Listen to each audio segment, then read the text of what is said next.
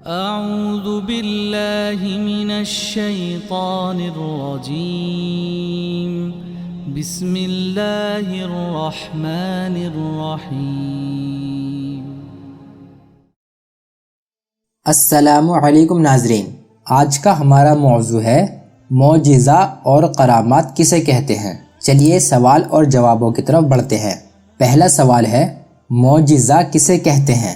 اس کا جواب ہے اللہ تعالیٰ اپنے پیغمبروں سے کبھی کبھار ایسی کچھ باتیں ظاہر کرا دیتا ہے جن کے کرنے سے دنیا کے لوگ عاجز ہوتے ہیں، تاکہ لوگ ایسی باتوں کو دیکھ کر سمجھ لیں کہ یہ خدا کے بھیجے ہوئے ہیں۔ ایسی باتوں کو ہی معجزہ کہا جاتا ہے۔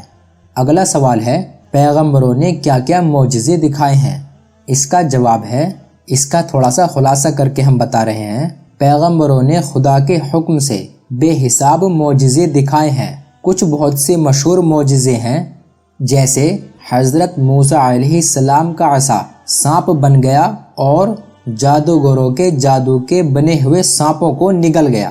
حضرت موسیٰ علیہ السلام کے ہاتھوں میں اللہ تعالیٰ ایسی چمک پیدا کر دیتا تھا کہ اس کی روشنی آفتاب کی روشنی پر غالب ہو جاتی تھی۔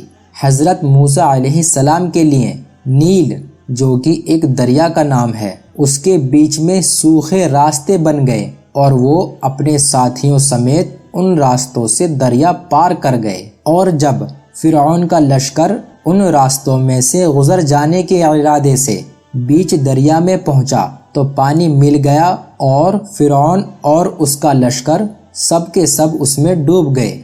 اس کے بعد ہے حضرت عیسیٰ علیہ السلام اللہ تعالیٰ کے حکم سے مردوں کو زندہ کر دیتے تھے۔ جو لوگ پیدائش سے ہی اندھے ہوتے تھے ان کی آنکھوں کی روشنی واپس لوٹا دیتے تھے اور وہ دیکھنے لگتے تھے۔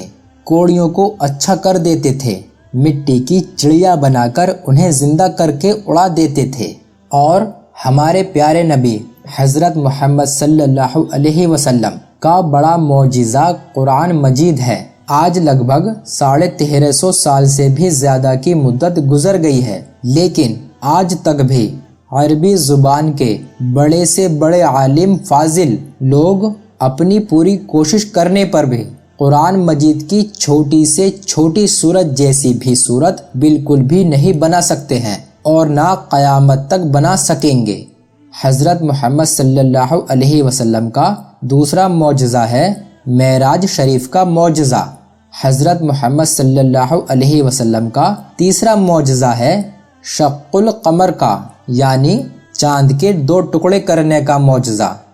حضور اکرم صلی اللہ علیہ وسلم کا چوتھا معجزہ ہے حضور اکرم صلی اللہ علیہ وسلم کا چوتھا معجزہ ہے کہ آپ نے اللہ کے حکم سے بہت سی آنے والی باتوں کو ان کے آنے سے پہلے ہی ان کی خبر دے دی تھی، اور وہ اسی طرح پوری ہوئی جس طرح آپ نے بتایا تھا۔ آپ کا پانچواں معجزہ ہے کہ آپ صلی اللہ علیہ وسلم کی دعا کی برکت سے 1-2 آدمیوں کا کھانا سینکڑوں آدمیوں نے پیٹ بھر کر کھا لیا۔ اس کے علاوہ بھی آپ صلی اللہ علیہ وسلم کے سینکڑوں معجزے ہیں۔ اگلا سوال ہے معراج کسے کہتے ہیں؟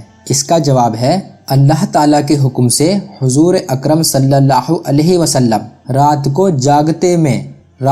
جاگتے میں براق پر سوار ہو کر مکہ معظمہ سے بیت المقدس تک اور وہاں سے 7 آسمانوں پر اور پھر جہاں تک اللہ تعالیٰ کو منظور تھا وہاں تک تشریف لے گئے، اور اسی رات میں ہی جنت اور دوزخ کی سیر کی اور پھر اپنی جگہ پر واپس آ گئے۔ اسی کو معراج شریف کہتے ہیں۔ یہ واقعہ کافی بڑا ہے، ہم اس کو خلاصے کے ساتھ اگلی کسی ویڈیو میں انشاءاللہ آپ کو ضرور بتائیں گے۔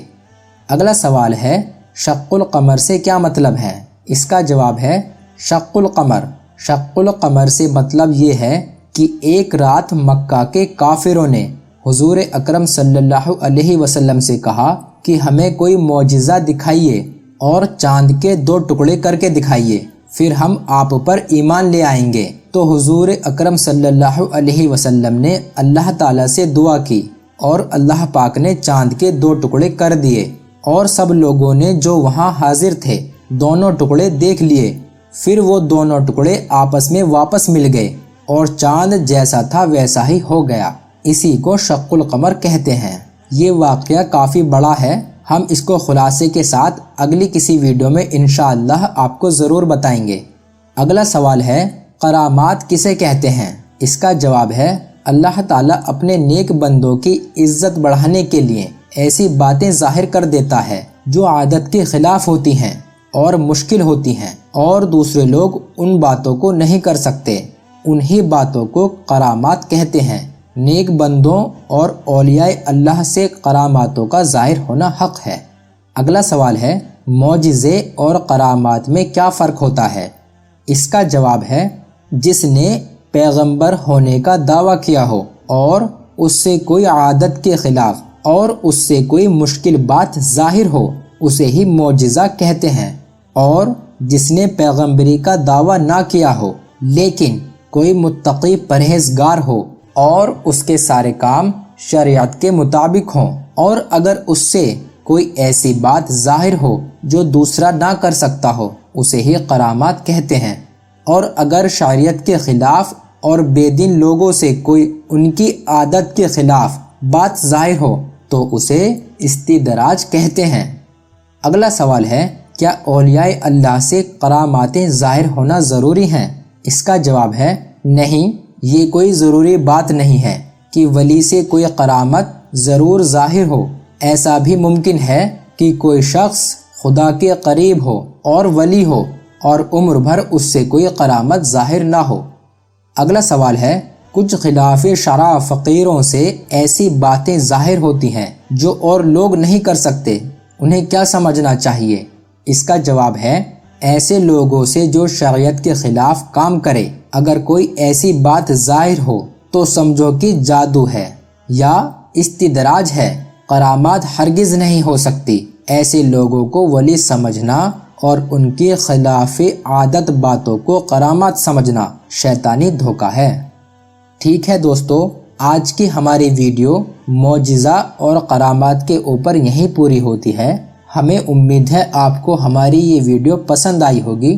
اگر یہ ویڈیو آپ کو پسند آئی ہو تو براہ مہربانی ویڈیو کو لائک اور چینل کو سبسکرائب کرنا نہ بھولیں۔ ملتے ہیں اگلی نئی ویڈیو میں، تب تک کے لیے خدا حافظ۔